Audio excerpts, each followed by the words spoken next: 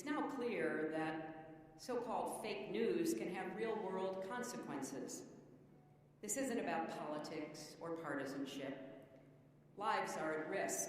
Lives of ordinary people just trying to go about their days, to do their jobs, contribute to their communities. It's a danger that must be addressed, and addressed quickly. Bipartisan legislation is making its way through Congress to boost the government's response to foreign propaganda, and Silicon Valley is starting to grapple with the challenge and threat of fake news.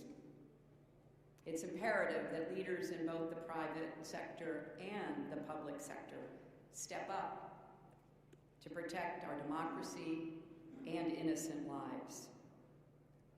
Harry Reid and Vice President Biden may be stepping back from the daily scrum of politics and governing, but I know I speak for them as well as millions of Americans when I say that we are all counting on those of you who remain.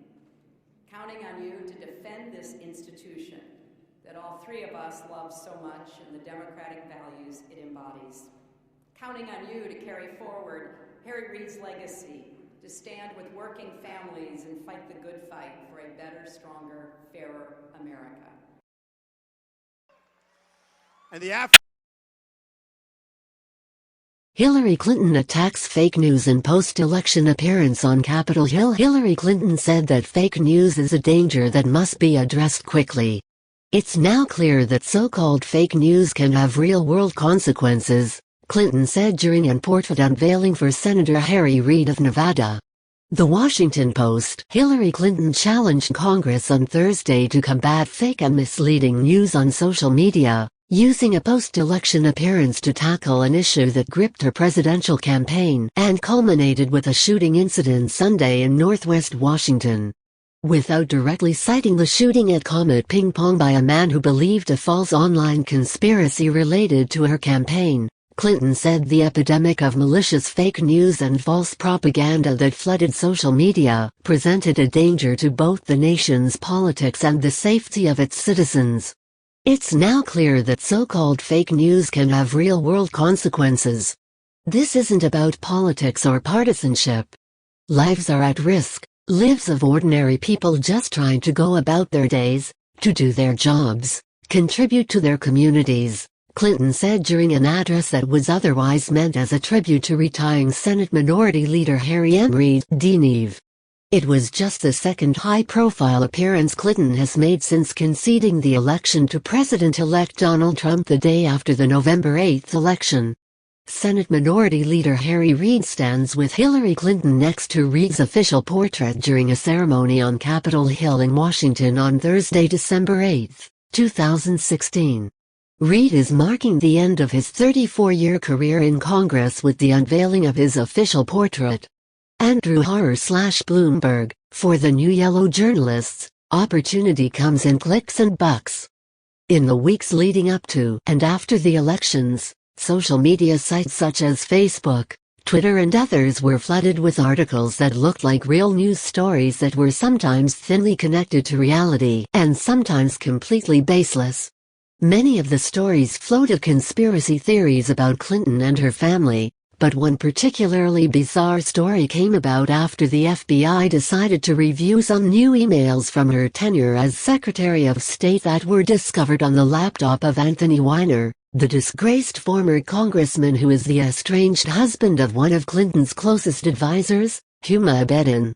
Those emails were uncovered in a separate FBI investigation into allegations that Weiner had inappropriate, sexually explicit online communications with a minor, but the FBI wanted to review the emails as part of its prior probe of whether Clinton's email practices exposed classified information. But far-right online sites began posting stories, with no connection to reality, alleging that Clinton's campaign was involved in an underage sex ring at Comet Ping Pong, a family-friendly pizza place that is frequented by John Podesta, her campaign chairman.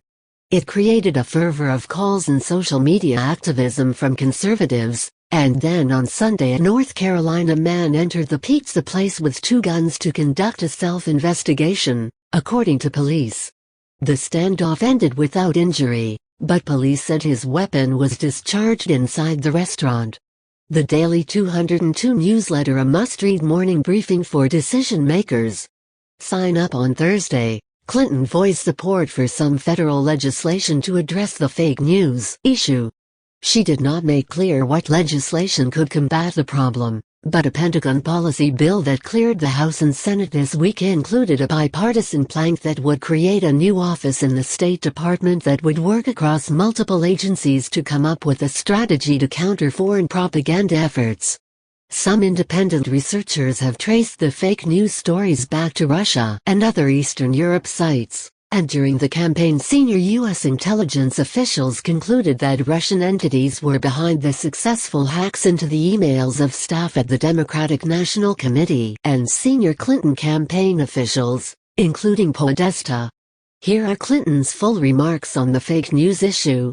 Let me just mention briefly one threat in particular that should concern all Americans, Democrats, Republicans and independents alike, especially those who serve in our Congress: the epidemic of malicious fake news and false propaganda that flooded social media over the past year. It's now clear that so-called fake news can have real-world consequences. This isn't about politics or partisanship. Lives are at risk. Lives of ordinary people just trying to go about their days, to do their jobs, contribute to their communities.